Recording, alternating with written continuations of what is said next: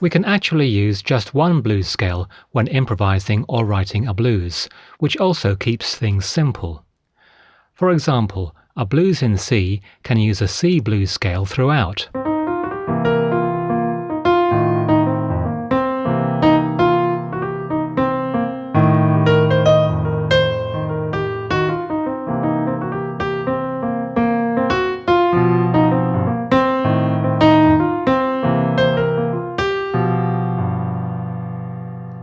So why does using just one blues scale work? When we play a C blues scale over each primary chord in a C blues, we can see that some notes of the scale just duplicate chord tones. Over a C7, for example, a descending blues scale immediately duplicates chord tones 1, flat 7 and 5 of a C7 chord. 1, flat 7, 5. With its last three notes, the same blues scale played over an F7 also duplicates chord tones 1, flat 7 and 5 of that chord. 1, flat 7, 5. And on a G7 chord, chord tones 1 and flat 7 only are duplicated. 1, flat 7. Now we can see why the primary chords in a blues can be dominant sevenths rather than simple triads. It's because when the blues scale is played over primary triads, the flat seventh of these chords is created anyway, automatically making them dominant sevenths. But what about the other intervals that are formed by a C blues scale as it's played over each primary chord of a blues?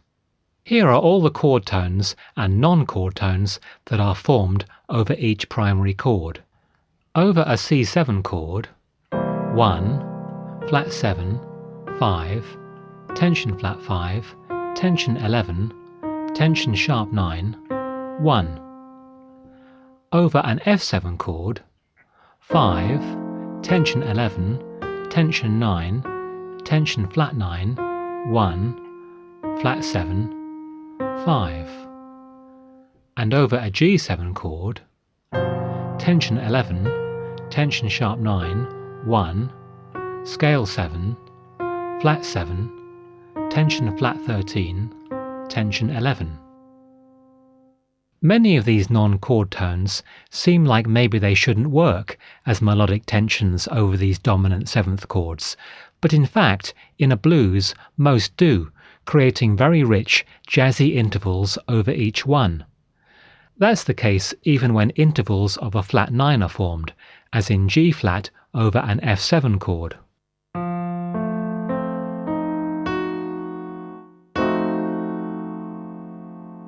Previously, we said a flat 9 interval creates an extreme discord, which in other chord types sounds like a wrong note.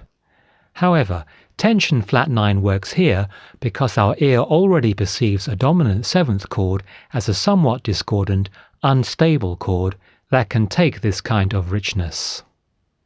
Other intervals created by the blues scale over different primary blues chords are also acceptable for the same reason. For example, tension sharp 9, played here over a C7 chord.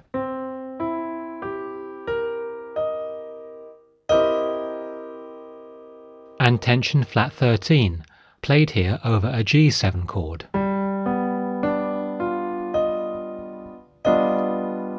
Flat 9, sharp 9, flat 13 and also flat 5 are all very jazzy tensions that have a special name, altered tensions.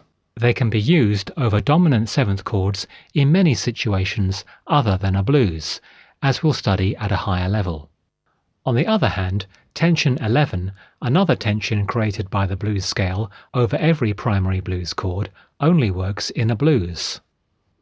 In summary, when we talk about a rich, bluesy sound, then we're at least partly talking about the rich, almost discordant tensions that various notes of the blues scale form against the chords used in the blues progression. Let's see this in action in the well-known blues played at the start of the lesson, this time with notes, melodic and chord analysis.